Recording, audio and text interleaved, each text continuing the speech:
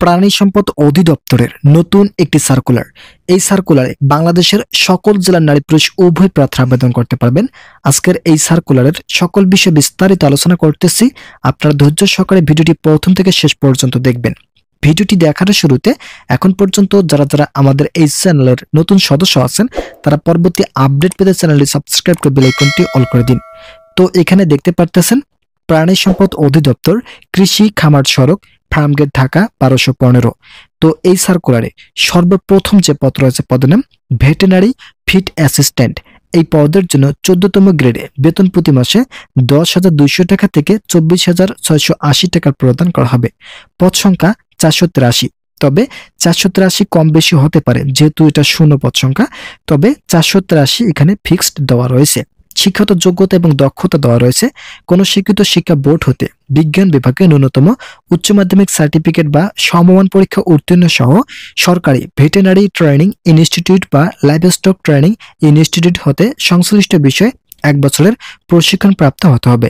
যাদের 1 বছরের প্রশিক্ষণ প্রাপ্ত রয়েছে তারা আবেদন করতে পারবেন এবং শিক্ষাগত যোগ্যতা অবশ্যই এইচএসসি পাস থাকতে হবে।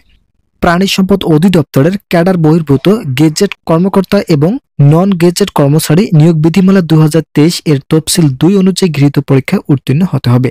তো এখানে যে পদটি দেখতে পারতেছেন শুধুমাত্র একটি পদে পদ সংখ্যা নির্ধারণ করা হয়েছে 483। তো এই পদের জন্য বাংলাদেশের প্রায় সংখ্যক জেলা থেকেই আবেদন করার সুযোগ পাচ্ছেন। মূলত বাংলাদেশের সকল জেলা থেকেই আবেদন করার সুযোগ পাবেন। নিয়োগের শর্তাবলীগুলি দেওয়া রয়েছে এখানে। প্রাণী সম্পদ অধিদপ্তরের ক্যাডার বহির্ভূত গেজেট কর্মকর্তা এবং নন গেজেট কর্মচারী নিয়োগ বিধিমালা 2023 অনুসারে নিয়োগ কার্যক্রম পরিচালিত হবে। বিজ্ঞপ্তি প্রকাশের তারিখ পর্যন্ত সরকার কর্তৃক সর্বশেষ জারিকৃত বিধিবিধান অনুসারে নিয়োগ কার্যক্রম পরিচালিত হবে। এখানে তারিখ দেওয়া রয়েছে। মূলত আপনাদের বয়স সীমা 1/11/2025 তারিখের মধ্যে যাদের বয়স সর্বনিম্ন 18 এবং সর্বোচ্চ 32 বছর রয়েছে তারা আবেদন করার সুযোগ পাচ্ছেন।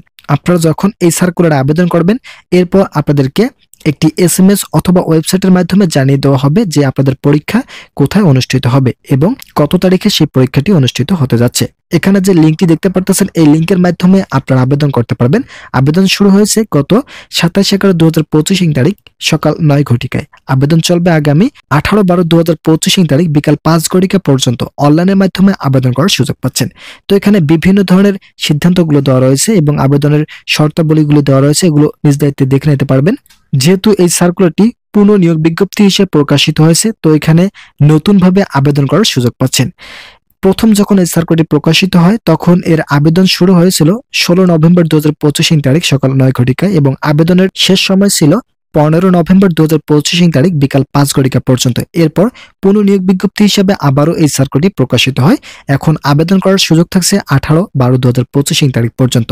তো যারা যারা এই সার্কুলার আবেদন করবেন তারা দ্রুত গতিতে আপনাদের আবেদনগুলো সম্পন্ন করে ফেলুন। আজকের এই ভিডিওটি এ পর্যন্ত। আশা করি ভিডিওটি থেকে অনেক উপকার পেয়েছেন।